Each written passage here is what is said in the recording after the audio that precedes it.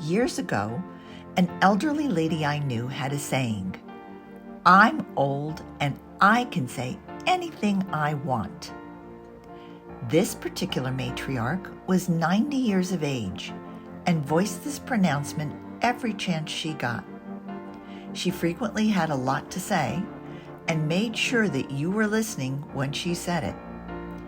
Walking slowly and with a cane, she commanded any room she entered like the grande dame she was. I don't know about you, but I'd love to be considered a grande dame someday.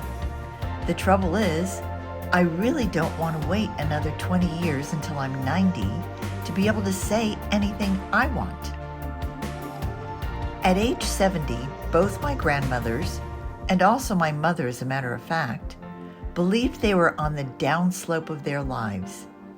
They counted the days until the grandchildren came to visit, knew exactly what time the mailman would come on his daily rounds, hoping upon hope there was a friendly letter or card among the bills. They tended their gardens and looked out the window to see what their neighbors were up to. Each had worked as homemakers and breadwinners their entire lives, and now was the time to relax, put their feet up, and wait for old age. And that's precisely what they did.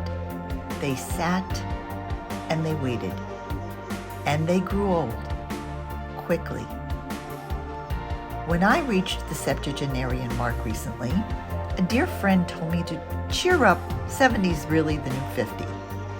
And while I didn't really need my mood bolstered, I did like the new math calculation of aging. While any major birthday can cause one to ponder, what I do know for certain is that my 70 is not my grandmother's 70.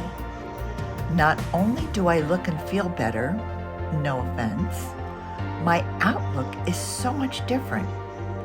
70 years is nothing to sneeze at, and I feel I've been luckier than most. My life has been very full with a lot of experiences. I've moved across the country so many times in my role as a corporate wife that I used to joke that instead of cleaning out my kitchen cupboards, I'd just pack. I'd worked on Wall Street, been to Epcot more times than I can count, raised an amazing and talented son, survived the heartbreak of a divorce, becoming stronger and more resilient because of it. I went back to complete my advanced degree in fashion design at age 50. Yes, 50 is the new 30. Launched my own line of clothing, which sold both domestically and internationally. And I found the love of my life when I dialed the wrong phone number over 25 years ago, bringing a whole new life and even more experiences to my repertoire. The election of 2020 was a turning point, bringing with it a renewed interest in politics and the importance of women's role. The 100th anniversary of the 19th Amendment sparked in me yet another burst of activity as I found myself writing editorials for a major presidential candidate and starting a nationally read weekly newsletter for and about women. Turning 70 did not slow me down. Instead, the milestone birthday brought with it a recharge of my batteries. I still have so many things I'm really interested in, and even more I want to accomplish. So I'm changing the mantra to be, I'm 70 years young, and I can do anything I want. Me, put my feet up? Well, maybe with a good glass of Chardonnay after I'm done changing the world for the day.